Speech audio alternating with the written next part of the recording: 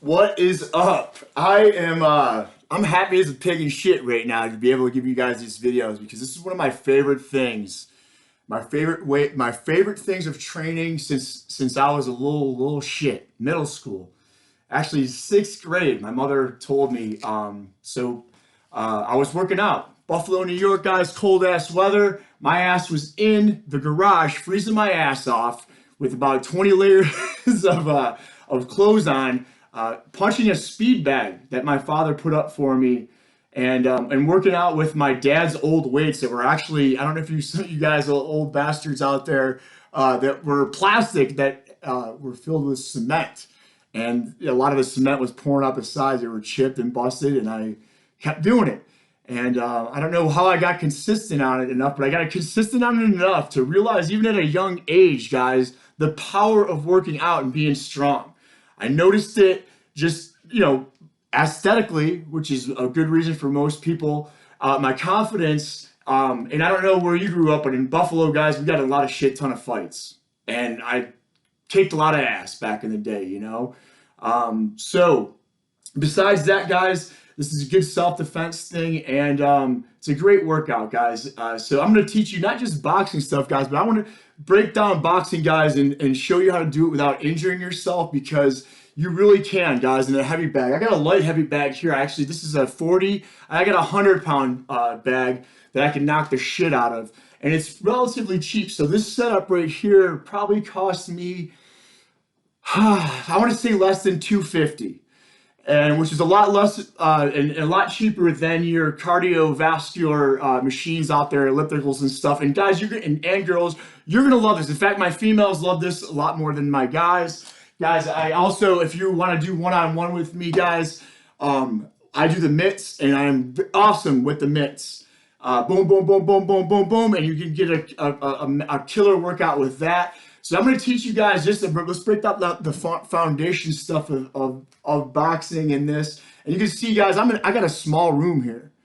It's very tiny. I got my little Pilates reformer over there, my bands, my stepper, and my setup here is in the corner, guys. But what I would like you to do is to pull that out in the middle so you can move around the bag a little bit more.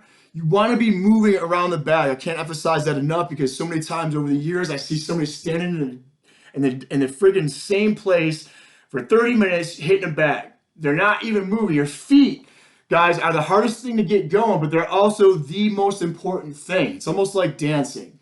How to move gracefully, how to keep your center of balance, your center of gravity around you, and how to move without tripping all over your ass, right? Aikido, actually, if you guys know Aikido, is basically how to throw somebody's center of gravity off of them.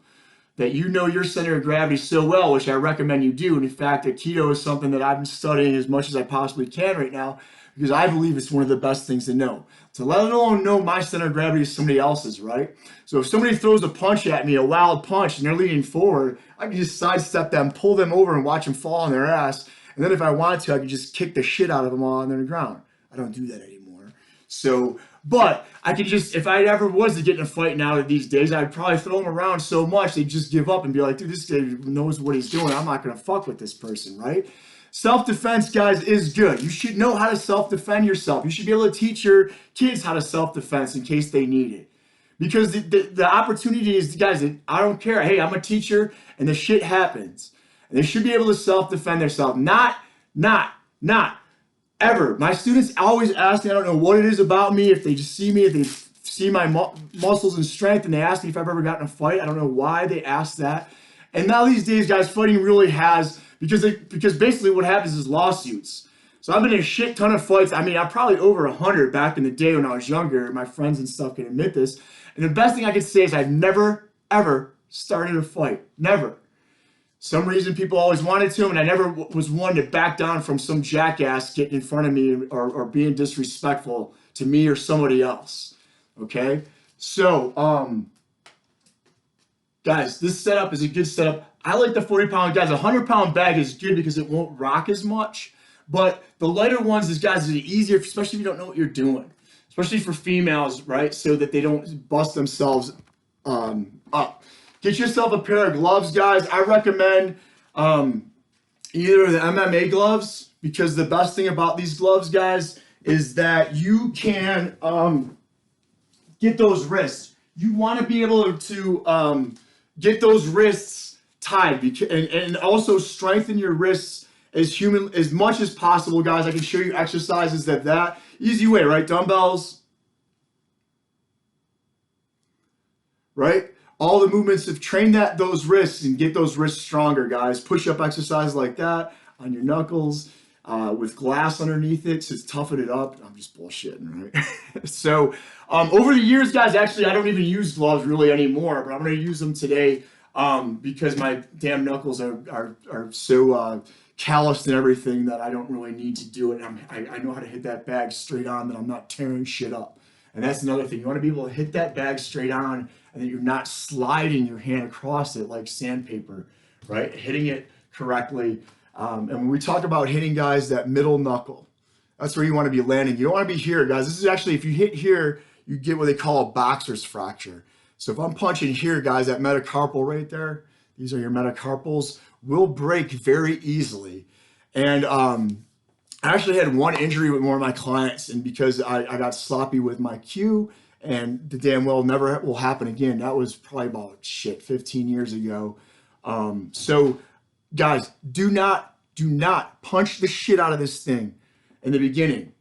Technique first, then worry about your speed and your strength and hitting this stuff. Okay, all right. So guys, I've got these, man. I got these when I was in Miami training a long time ago. So let me show you the best thing about these guys is that long wrist thing, guys. And if you have like the bigger gloves, if I don't have them, okay, I'm looking up here in my closet and stuff. I must have them in my car. So those the bigger Everlast gloves, man, I thought I had them here. Never mind, I don't want to waste your time. But anyways, guys, look at how good I can wrist. So palms up, or open your palms, wrap that bad boy nice and tight, right? Because a lot of the Everlast gloves, guys, the boxing gloves, they don't have that. And I do recommend taping your hands, and I can show you guys how to do that too. Just drop me a message in the comments. There's YouTube videos out there, guys, to show you how to do it. I got my own style of wrapping my hands and my clients' hands and what I feel works best, but you just YouTube it. That's the best thing about YouTube, right? So, but make sure you got somebody that knows what the hell they're doing. An easy way to just look at their background, okay? I've talked about this before, guys. You want to be careful going into these boxing gyms because I used to work for them as a trainer, and I watched these so-called people, their instructor, which basically have that much experience, taking people through an advanced exercise. These are advanced exercises and stuff like this. You need to do this stuff properly and have a lot of experience to make sure that you're not doing and injuring yourself. Well, they have these people taking people through workouts where they're just popping their shoulders out, they're not using their hips, and they're going to run into problems. And they might not realize it right then and there, guys, but micro traumas happen, right? So if I'm in the gym and I'm rounded shoulders and I'm lifting heavy ass weight like I see guys doing all the time, you know, my shoulder's not even sitting in its socket, I'm tearing shit up over and over again. It's usually not then and there. It's when they're in the car and they reach back behind them to go grab a backpack or something or their purse, and then their shoulder pops out of their socket and they're thinking, oh, that's what it was from. No, it's the straw that broke the camel's back. The same way I have clients that will say, you know, coach, I bent down to pick a pencil and my damn back popped. Well, it's probably because especially if you're in the gym, you're deadlifting wrong or doing something improperly or sitting on your ass for so long with a rounded spine, and it finally was just like it just gave up on you. Okay, so that's they call micro traumas. And they build and build and build until, like I said, the straw that broke the camel's back, guys. Get yourself a nice hat. You guys will always see me rocking a hat because it's like my sweat catcher, I like to call it, instead of wearing a stinking little bandana like a girl. All right, so anyways, guys, the feet, I can't emphasize the feet movement is huge. It's huge. You should practice your feet, right? So the number one thing, guys, in a boxing thing is you want to get an athletic stance. Athletic stance is drop about 6 inches. Now I can move quicker, right? So if I'm not, my knees are locked I got to go down anyways and then move, right? So cut that out of there. That's why you see baseball players in athletic stance. A goalie soccer is another one too, because he's ready to rock. He doesn't have to, he's cut that down of that drop. Let alone, guys, same thing with baseball and all that thing. When I throw a punch, the power doesn't come from here. It comes from the ground up, my legs. Boom, right? Did you ever see a kid do this? I call them child rotations. I love it, and I actually do a lot of this with my clients and students warming up. But it's my hips. It's my movement of my feet, right?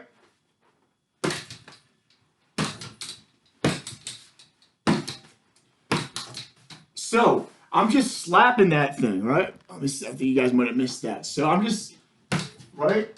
And the thing is that my arms are just loosey-goosey. And here, look at loosey-goosey. I'm not even going to tighten this up.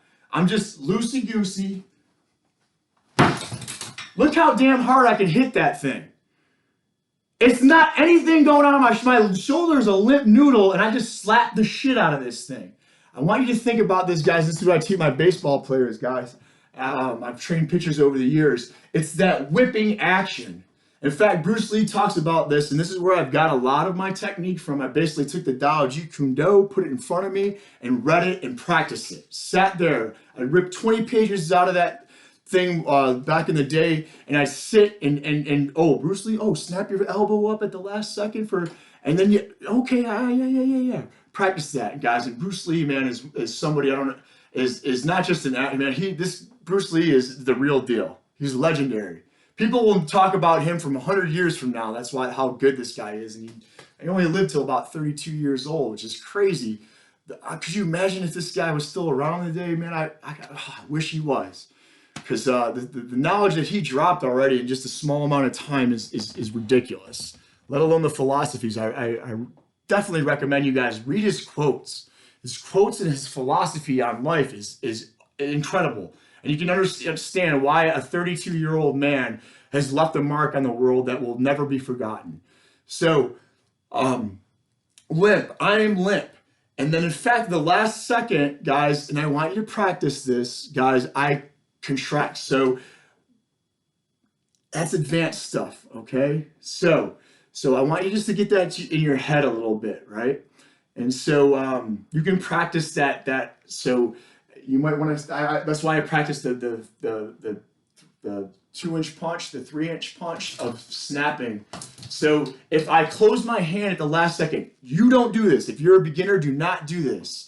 Right? So I will actually, and that's why I want to make sure that if you guys, because it's just automatic now for me, and it's hard to break that habit. So my hands will be open, and then at the last second, I close because it gives it that snap, whack, like a whip. If I'm coming with you and I'm a whip, I'm whipping you, right? But it's like it's just going like this. But at the end, I tighten up that whip. I got it to the last second, right? That it's hitting you, not just like this, but that end. It's got you, and it tightens up at that last second. Holy shit, you're gonna get your ass knocked, right? It's gonna dig into your skin, open up and everything, right? And speaking of that, guys, when I hit the bag, I like to refer to it as a snake. When a snake strikes, it's A to B. It doesn't come out like this, right? Good. My boxing coach used to call that thug punching, right? A thug punching is awesome because you just stand in the middle, ding, ding, ding, ding, and he ain't even gonna give it up. By that time that he's going here, he's getting his ass knocked out, right? A to B, A to B. In fact, Jeet Kune Do is all about that, right? Jeet Kune Do is what's the simplistic movement and the easiest movement that I can deliver what I need to do at that time, not getting fancy. Satori's ready to rock and roll too. That's my boxing partner right there. She's awesome. So she likes to do the workouts with me. She might hit that bag too a little bit. So anyways, guys, A to B. I like to take my clients that are having a hard time, that are thug punchers, and put them up against the wall. So if this shoulder's up against the wall, they'll practice this. Another good thing, my boxing coach, I never really could understand it, is he used to in front of the mirror, guys, because you can see what you're doing, which is good, or videotaping. So that's where I got into videotaping my clients, because he would videotape my feet and you'd say, Eric, you're not on your toes, you're on your heels. And that's another thing, guys, you want to be on your toes. And again, for the fact that I can move in every direction quicker, and then also the rotational part of it that you guys saw when I was doing the child rotations, that I want to, like a golf swing, right? I'm up on my toes and I'm not turning that knee up. The knee is a hinge joint, right? It doesn't rotate. So if I'm completely got my feet, guys, flat on the floor like that, right, instead of being on my toes, allowing my hips to rotate, the knee will start doing that. And then you're going to start getting problems with the knee. You don't want to torque the knee. Okay, so when I recommend guys doing, and if you have problems with that mobility in the hip, a lot of people lose that rotational mobility in the hip, which basically cuts your power down. If you lose that mobility in the hip, this is basically a throwing motion. And so my pitchers and stuff, when I'm my baseball players, guys, is that they will basically throw their shoulders out, especially if it's not coming from the hip, if they lack that mobility. And actually the big toe should be able to be flexible enough to come up. They actually say 90 degrees in order to get that bend. So if that big toe is tight and going like that, it now limits that hip rotation. I don't want to get too much into it, guys. But again, your starting video, guys, the feet position, guys, I'm on my toes. I am in athletic stance and I am turned sideways, right? For the reason that, especially if I'm a male, right? I don't want to get kicked here, punched there, or it's night, right? So, and there's also less of me, right? So look at how much there is to hit me if I'm coming at you like this, especially if I'm thug punching, right? So if I'm sideways, right, less of me to hit. And if I get hit here, right, and I got this protecting me, right, this isn't going to hurt getting hit in the arms as much as it's going to get hit in the rib cage, or anywhere here, right? So be that, pay attention to that. Keep that in your mind. I always turn sideways, right? And so I practice the Jeet Kune Do stance, which is not your normal stance. So it's your boxing stance with this arm down and this hand up. So most boxers, they're here, right? So Jeet Kune Do is here, and I'll explain a little bit more of that in depth of why I feel that that's better, why Bruce Lee feels that that's better and stuff like that. Boxing is very kind of robotic too. It's not something you want to have all these. The best thing Bruce Lee brought into the martial arts world is a combination of, right? So if I was just somebody that practices Aikido, who's going to win? A guy that practices Aikido compared to a guy that's practiced Aikido, right? More than likely, the guy that knows the other mixed martial arts that incorporates all things, like not just yoga, right? But also strength training on top of that. That's the key, right? Bruce Lee did yoga. He was in the weight room. He did all that stuff. And so again, not getting too carried away, but because if I practiced 100 martial arts, but I only practice it this much, yeah, the guy that's done Aikido for a long time is probably going to kick my ass. It's that balance, right? So I don't want to, for you guys that are really into it, you're like, this guy doesn't know what he's talking about. No, that's the key. That's why Bruce Lee basically is the legend, because these guys that were just kung fu artists, that's good. But what about these guys that practice kickboxing? Horace Gracie, right? When the MMA scene came down, guys, nobody did jujitsu. And so what did he do? He just got their asses on the ground and started snap, crackle, pop their joints and never lost a fight. And so then what it did is that these guys then had to start learning jujitsu, and the Gracie family is probably billionaires now because of that, of showing that aspect of it and training these guys that neglected that aspect of it, because the fight does go onto the ground, and you got to be able to know what you're doing when you're on the ground. Because a guy that does, right? I don't care how big and bad you are. If a guy comes at you, he's a little guy, right? But he gets inside and he gets you on the ground and knows how to manipulate your joints. It doesn't matter how hard you can punch, right? He's just going to take you down. The movement in boxing, guys, now, it really is dancing. It's awesome. I love about it because dancing, and I recommend dancing steps too. I dance all the time with my students. It's a graceful and efficient way of moving the body, right? So, and plus it's fun as hell. And girls love a guy that can dance. All right. So, anyways, the stepping movement is like a gallop. So, a gallop is a step and kind of like a drag. I do not want to be picking my feet up marching, right? Because I'll knock down my ass. I want to keep my center of gravity low. I want to keep my feet sliding. That's why those guys almost wear slippers when they're boxing, right? So that they don't have to pick their feet up off the ground. Because if I picked up my feet, the higher I pick them off the ground, the easier it was to knock me off and knock me on the ground. And if you're on the ground, guys, it's a very that's a bad position you want to be in. You don't want to be in there. So learn your center of gravity. I'm not forward, right? My center of gravity is in between my feet, right? I'm not getting too caught up. A rule of thumb, guys, is that I never want my center of gravity to go past my toes. In fact, I like to use the base of the toes is about as far as I go, right? So if I'm shifting my weight forward here, you feel like, okay, there's my toes. Get past the toes. Now start feeling like you're falling over, right? Same thing when you go backwards. All right, so remember that. Same thing, and now incorporate that into your workouts as well. It's a galloping motion. If I'm moving this way, this is where people have a hard time is side to side. It's a step and a slide. A good rule of thumb, guys, is you should be your foot distance apart. Okay? I don't want to get too caught up here, right? It's harder to knock me down the bigger the wider my stance, but it's also going to be harder for me to throw faster punches, right? Because again, not I want to say again, I didn't say that, but the weight shifts. So when I shift my weight forward, all right, to this hand is ready to go. When I shift the weight back, this hand's going. It's a weight shift, right? So if I'm leaning forward, right, I don't want to be throwing this punch. And that's what most people, and I've noticed my clients get caught into. They get too aggressive and they're just like, right? Think of this in baseball. Ball is coming in, right? I'm here. I want to jack that thing for a home run, right? So I want my weight cocked back down this leg and then boom, right? If I'm leaning forward, I got nothing. But if I cock that weight, I load and explode, same thing, okay? If you're a righty now, and again, as we advance the workouts, I'm going to train you always. You should always balance everything out.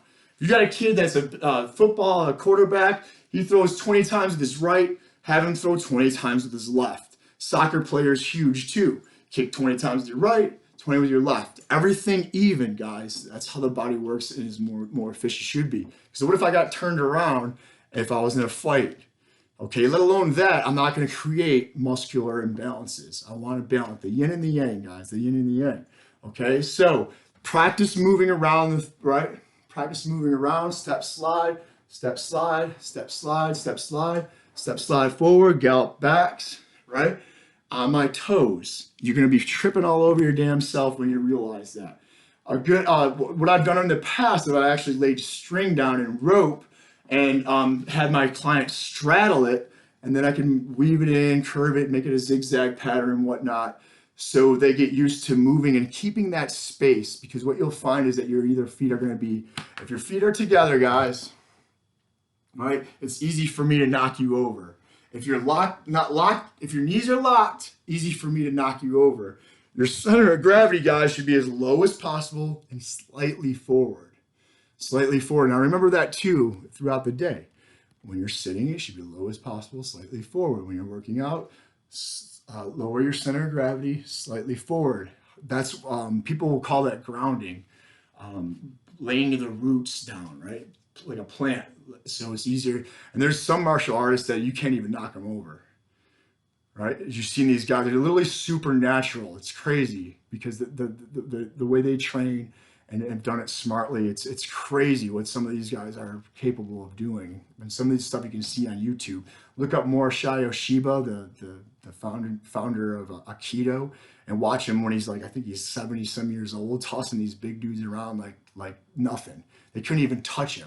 In fact, all he's known for is that his students used to live with him, and they would try to sneak up on him at night, and nobody ever was able to do that. He just could sleep and sense the world. And think about that. That's crazy. But he practiced that. His senses and stuff were so keen, and he knew the body so well that he was able to do that and manipulate other people's bodies as well.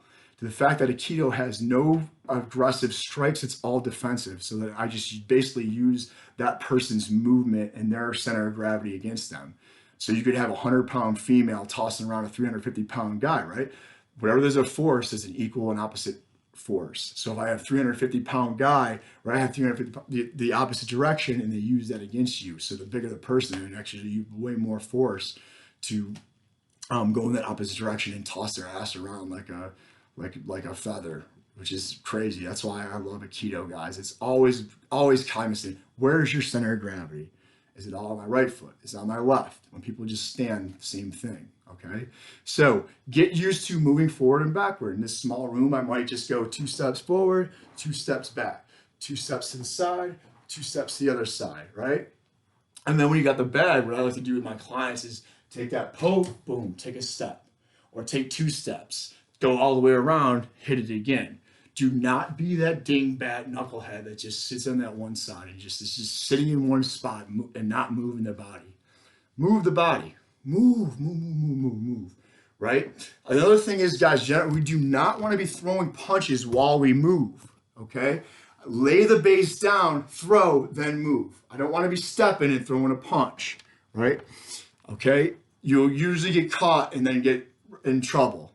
Now you probably see some MMA guys in their fights where and maybe they've intellectually and mentally realized, okay, that was the best hit for them, but it's rare. And if you miss that hit and comes back at you and you're stepping, right, that foot's off the ground, you're gonna get caught. In fact, for what I've realized over in life, a counter punch is the way to go. So if I was ever getting a fight, I would just tease the motherfucker. I gotta watch my mouth.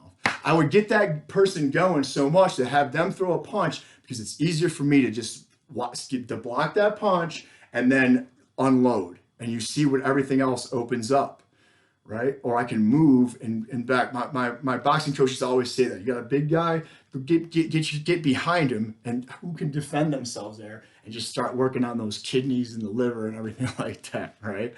So, guys, I know I'm being aggressive and talking about that stuff, but we want to treat this like real life, right? This is a person. That's what it's supposed to mimic. There's their face, right? There's the side of it. There's that liver shot, right? We give somebody a shot in the liver, they're gonna crumble like a stack of cards. Yeah, and you've seen people do that. Just like my father, I remember because again, he realized that he teaches sons how to defend themselves, which was great because I had to do it a lot of damn times. Okay, and so you know, we say, why would you want to chop the top of the tree when you got the trunk? Which makes a ton of sense because most people just go for the head, which is the hardest thing to hit, right? Especially you got somebody's hand here, bing, bing, bing, bing, bing.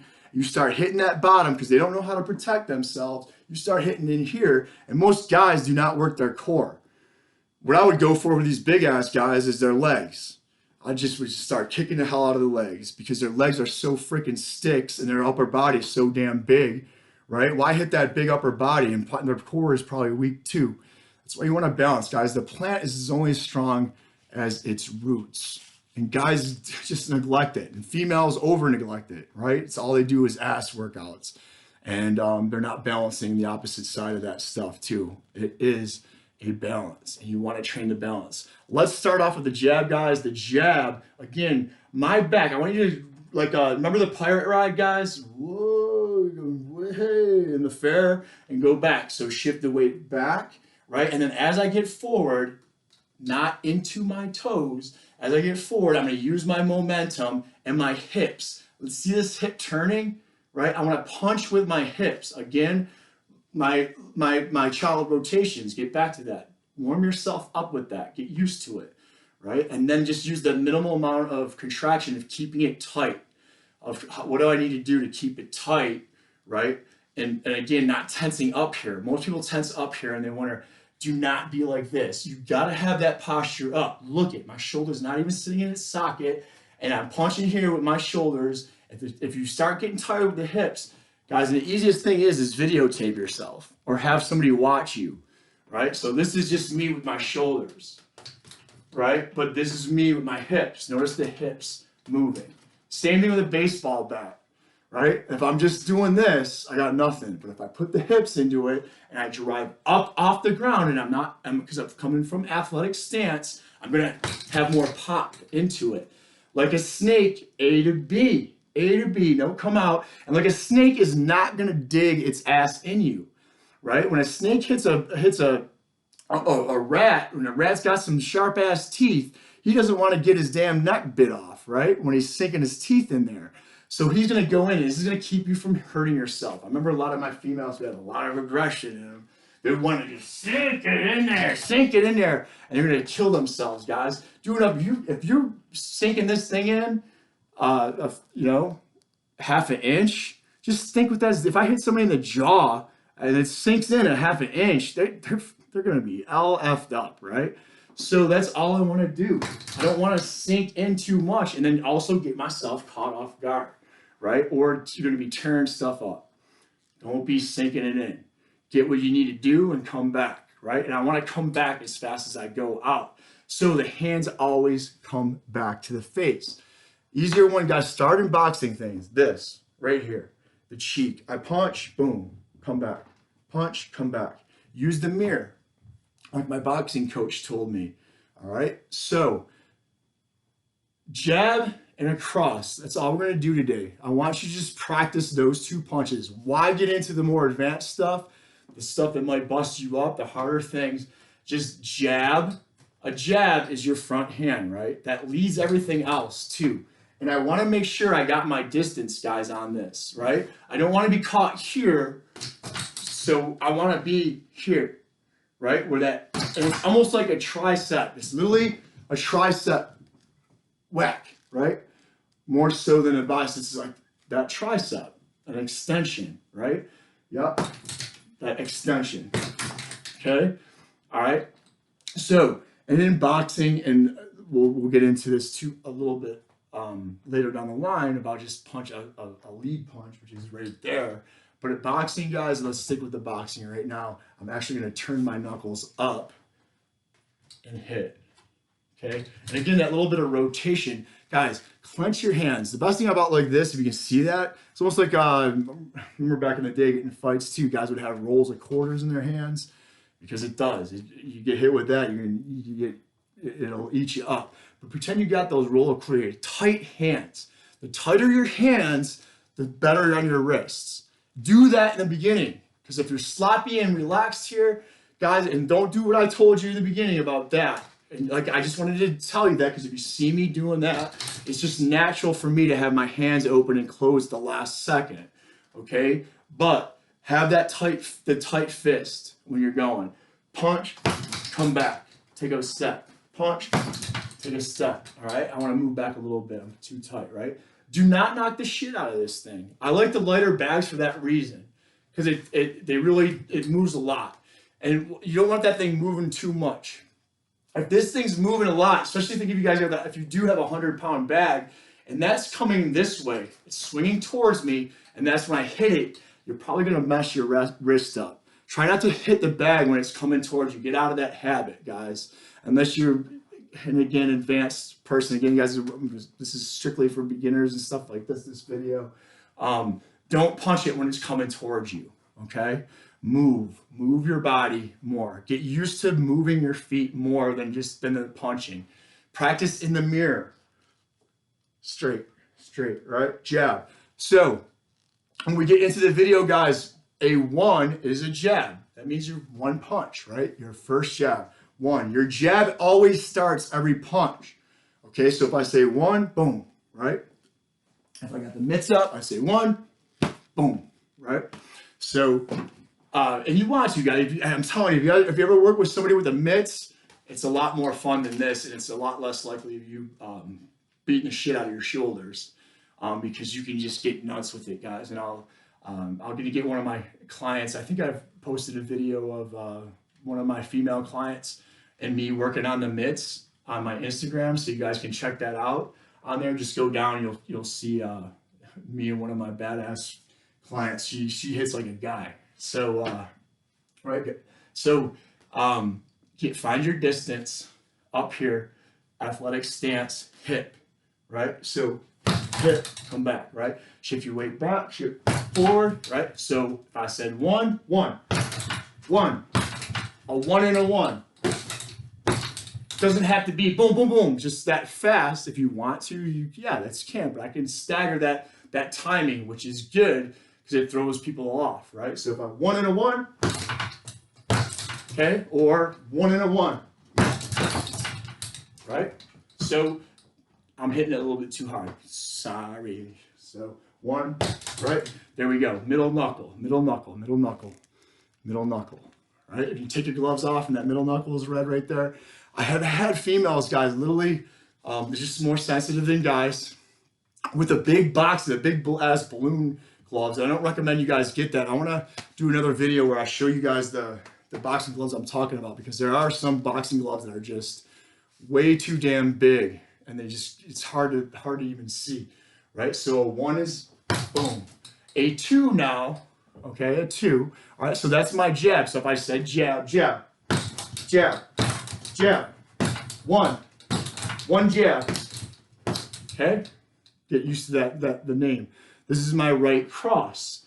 My cross now, guys, is again, I want to put my weight, when my weight is back on this foot, and the same thing, when I'm stepping, that's my foot.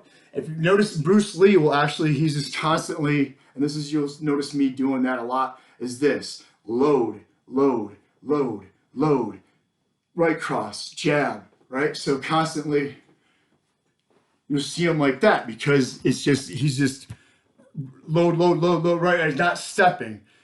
In boxers, you know that, right? When he's coming forward, he's most likely going to throw that jab, right? If he steps back, he's got the right cross. He's load that. If he steps to the right, that's that right. Steps to the left, right? So Bruce Lee's constantly stepping, right? Load, load, load, load, right, right, right, right, left, right, right, right, left. So you never know what's going. His biggest thing was like, you're constantly trying to fake the other person out and let them know what they're doing. So he'd be constantly like doing stuff like that. Oh, look here, where you think it's just a mind scramble, and with his eyes too. All right, I'm faking you out with his eyes. So the right cross, guys, is going to be, of course, now you want to be careful of hitting it hard, especially that right cross, and hit it right. Your jab should be just as strong as your cross. If you got a hard jab, you knock them out with the jab, right? Because it's A to B. It's the fastest one. It's right here. It's right in the front. Pow, pow, pow, pow. Right? That's your lead punch too, right?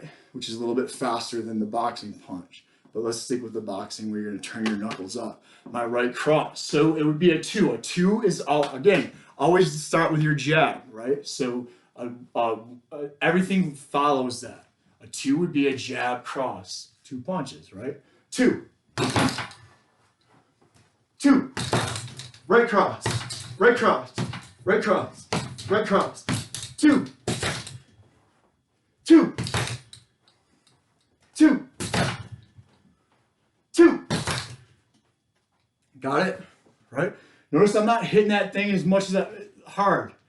Don't hit it hard, and then two, because what you're going to do is you'll be chasing the damn bag, right? Which is good later on when you get to, you want to be hitting a moving target. But again, you're going to be wasting a lot of time trying to settle the bag down and things like that. All right? Right cross, two. All right? I do recommend, if you want, switch your stance and already start practicing in that opposite stance. Okay? For most of you, it's going to be whack, because boxing, if you ever see $1 Million Baby with Clint Eastwood and Morgan Freeman's constantly talking about how everything in boxing is backwards, right? Because most likely, and I agree, Bruce Lee agreed that you're more power hand, so I'm a righty, should be in front. I'm so used to with my left being in front, that's a little bit more comfortable than me, but I'm comfortable either way. All right, and that's where you want to get to that point too. Okay, so switch your stance, practice 1, 1, 2, 1, 2. Okay, there's some videos online where they actually will call out those things. A wonderful app one of my clients had, where it's a boxing app, and they'll call out 1, jab, 2, right, and do that. And I'm going to be doing that for you too, but I'll make sure that you guys are doing it properly. So with that being said, I don't want to make this video too long, guys. Practice your footwork, moving side to side, backwards, right? and keeping that distance in between your feet. That's where you want to start. That's a great place to start. Is the footwork, guys, is huge. You got to be able to, if you just can't move and you're stumbling over your feet, any of this stuff up here ain't going to do shit. Okay? Namaste, y'all.